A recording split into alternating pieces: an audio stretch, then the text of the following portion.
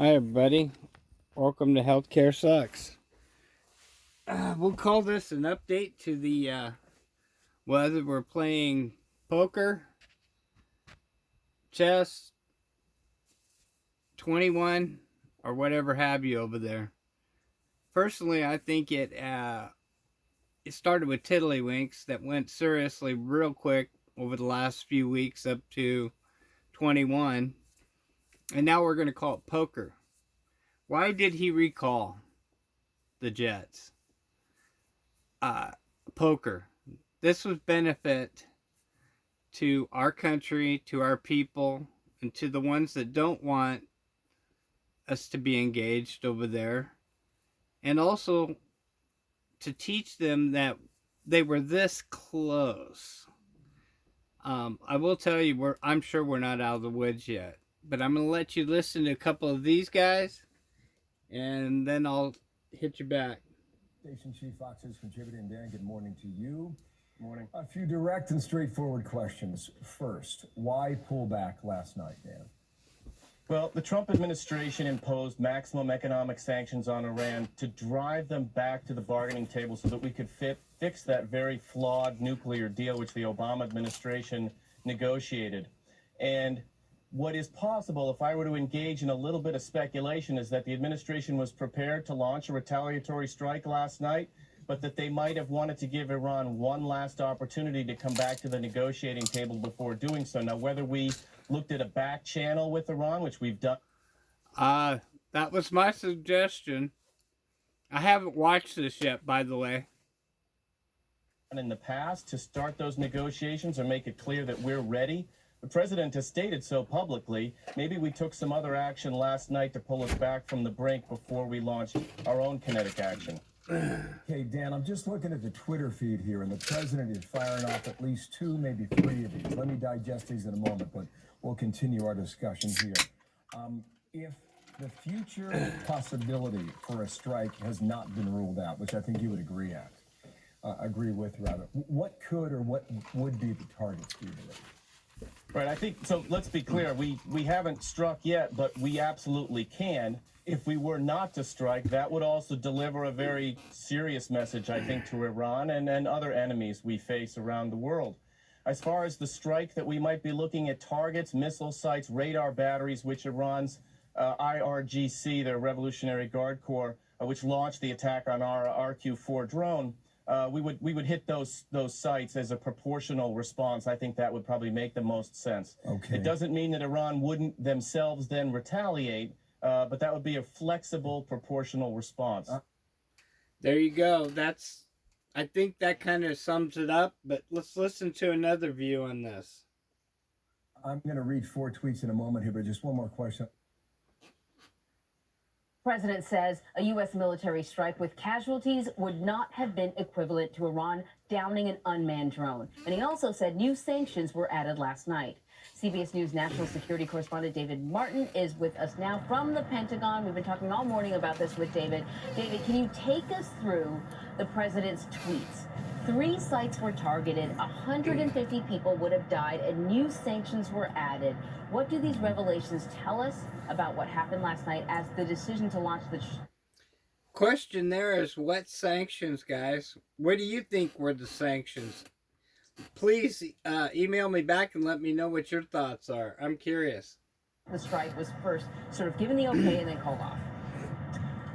What that says is that this was going to be a strike against that part of the Iranian air defense system that had been involved in the shoot down of the drone. So you would go after the actual battery that launched the missile that shot down the drone.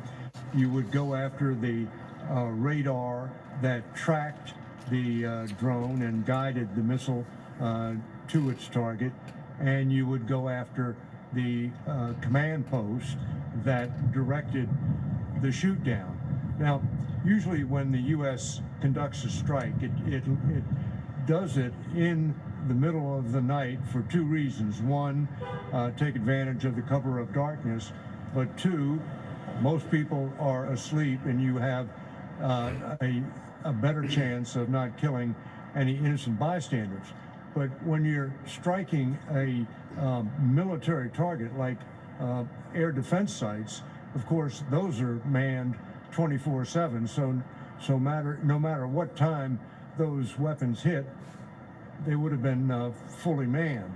Now, what surprises me about that tweet is that the president found this out, he says, just 10 minutes before the launch order was to be given, because the risk of casualties is a pretty standard part of any briefing on any option that the military presents to the president, and it's hard for me to understand how.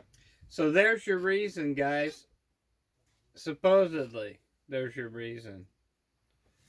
Let me see if I cut off some of the message there. We don't want to let you all not read it all, even though it's at an angle. That could have just surfaced at. President Trump says he called off a strike against Iran because too many people would have died. He tweeted earlier saying the military was ready to hit 3 sites last night, but at the last minute told troops to stand down because he was told after speaking to a general that 150 people would have been killed. The president says a U.S. military strike with casualties would not have been equivalent to Iran downing an unmanned drone. And he also said new sanctions were added last night. CBS News national security correspondent David Martin is with us now from the Pentagon. We've been talking all morning about this with David. David, can you take us through the president's tweets? 3 sites. U.S. media and an unnamed official in Washington say the United States called off a planned operation to attack Iranian targets. This is a little bit of a different view, but I wanted to add this so you guys could check this out today. And then please let me know what you think, guys. Where are we going at this point? How long before action will actually happen? I already gave you my opinion in the previous videos. I'm still going to stick to that over the weekend. If not, then something's been enacted, or these sanctions are definitely going to be a serious slapdown. Here we go. Check this out. That in retaliation for the downing of an American Navy drone. The reports say American forces were in position to strike Iranian radar and missile batteries when the operation was called off. Iran and the U.S. have offered conflicting accounts of where the Global Hawk drone was shot down. Iran says it has evidence the drone violated Iranian airspace. The U.S. denies that. The tensions have prompted many airlines to divert flights through that region. DW's Mariana Evanstein is following this story for us today. Good morning, Mariana. If the New York Times accounts are confirmed, this looks like an abrupt reversal by Washington. Indeed, it does, Brian. I mean, we do know it was a day of escalating tensions after that U.S. spy drone was shot down. Officials were deliberating how do they respond. And in fact, as late as 7 p.m., it seemed as though there would be a limited strike against Iran, targeting things like radar or missile batteries. But then, Brian, it was called off in its early stages. According to the New York Times, the planes were in the air, ships were in position, but no missiles had been fired when word came to stand down. And it's still unclear at this point whether it was because President Trump himself changed his mind or whether Pentagon officials decided a change in strategy or decided to call it off. Good question, huh, guys? Love to be a fly on the wall at Trump's place, but I'm sure there's reasons behind the curtain. I guarantee you. This is like Wizard of Oz time, with Mr. T being the wizard. With that being said, I still believe things are afoot. We don't hear what's going on. You know, there's a lot of things we don't hear. As you all know, basically they feed us what they want us to know. due to a change, logistics challenges. Okay, now we know that the president has repeatedly said he does not want to be involved in any new wars under his administration. Now, there are, though, a lot of different voices in Washington weighing in on what to do with Iran. You're right, Brian. I mean, this really does underscore that tension for Donald Trump between his desire to appear strong on the world stage and also his campaign promise not to involve Americans in any further international conflicts. But around him, he's got the hawks, people like John Bolton, the National Security Advisor, Secretary of State Mike Pompeo, even Gina Haspel, the CIA director, are all advocating a more confrontational approach with the Iran shooting down. This drone offers them a boost in their arguments for a military response. But some Pentagon officials are cautioning such a move, a military move, could really spark a greater escalation that could put U.S. forces in the region at risk. And of course, congressional Democrats who were briefed on the situation all urged President Trump to exercise restraint. And if they do want some sort of military response, to seek congressional approval for that. Okay, that is what's firming up on the Hill right now, congressional approval. Mariana, thanks for now. We'll have more details as. And with that being said, also, guys, he probably will get approval eventually. I would have to say one more stupid move on their part, regardless whether it's real or fake or whatever it is, action will be congressional. He does not need that to slap him back, though.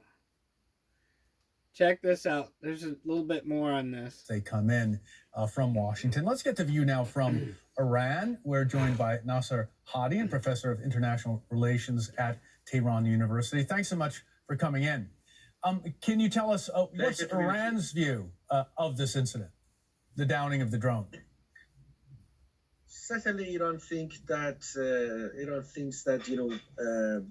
the global hawk has violated Iranian airspace, and they think this is the beginning. And if they don't stand strong, that's going to be repeated. So that's why they responded. I would like to basically mention two important and crucial points. One is, let's not forget, even the Americans are talking about 9 miles away from Iranian airspace. In the minds of very many Iranians, the question is why U.S. More than about several thousand miles away from our border should come here and have basically coming that close to our airspace. Just a quick input. Do you think the guy banging on the metal, is that like a sign, or is that just somebody banging on metal being rude in the background at this guy's interview? Just my 2 cents. Troy's 2 cents worth for the day. In other words, why would somebody be rude when you're getting interviewed? I don't know. Anyway. The belief is that U.S. wants to provoke. That's a provocation. Okay, well, what would you say to the Americans when they say these are crucial shipping lanes, the Strait of Hormuz, to protect the world's oil supply? Yes, I mean that's certainly we share that one. Iran has more interest to have the Strait of Hormuz to be open. So that's why, at the end of the day, we are very crucial in basically making it safe, as we have been doing it from before. But that's not only the case that they want to open that Strait of Hormuz. They are there, they are present because of a number of other reasons. They may be justified for the minds of Americans, but certainly it is not justified for many in the region. That why U.S. several thousand miles away should be here and provoke. I mean, being here is one question, and provoking is entirely another question. Okay, the Americans would say that the provocation is Iran shooting down the drone, that is the actual provocation. No, why? And talk about provoking. These guys have been provoking in the Straits for years. And recently, we know what they have supposedly been doing. Why the drone should fly that close to our border? Even if, of course, Iran claims that, they are close to the border. But why? Because that's a reconnaissance plane. They are collecting intelligence, they are collecting information. For what? To take action. So Iran is going to be sensitive. I don't want to justify for what I would have exercised certainly caution in Iran, and I would recommend more caution in Iran. But let's not forget the context.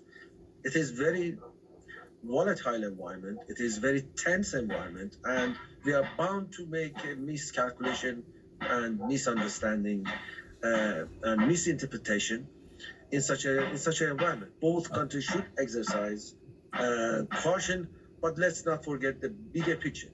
But my next point, which is very crucial, is Professor Hadian, I'd like to cut in if I could and ask you one question. We're running out of time, and I want to ask you about the people in Iran. How concerned are they about the possibility of a conflict? Do they want one? Do they want to see both governments pull back from the brink and exercise the restraint you just mentioned? Certainly, the absolute majority of the people want that. They don't want to see tension rise because that would not serve anyone's interest. But the next point is, it's going to happen again. Certainly, it's going to happen again. It's not going to be the last. It's not the first, and it's not going to be the last. Thus, if Iran cannot, if US try to put us in the corner and apply pressure, not letting us to sell our oil or petrochemical stuff or some other things, Iran is going to show reaction. They are not going to stand by and say, let's Americans do whatever they want. Particularly considering JCPOA was an agreement. Okay. It was not between Iran and the UN. Okay, so there you go. Even from his point of view, which is like a dog squatting in the wind and it blowing back on it. Let's say that this guy is basically stating that if we put new sanctions, they're going to react, and they think they have the right to. Well, with that being said, more sanctions were done. We don't know what they are yet. I'll try to get those for you. And I'll keep you informed. This is not over yet, guys. And with that, remember, healthcare sucks. Please let me know what you think. I really want to put together just some input from you guys. If you guys email me some stuff on this weekend, I'll try to put back some of your responses. As a matter of fact, I might just do a video on all your responses. So all you guys, much love. Thank you for being there. And let me know what you think, and I'll put together a video on your opinions. Over and out.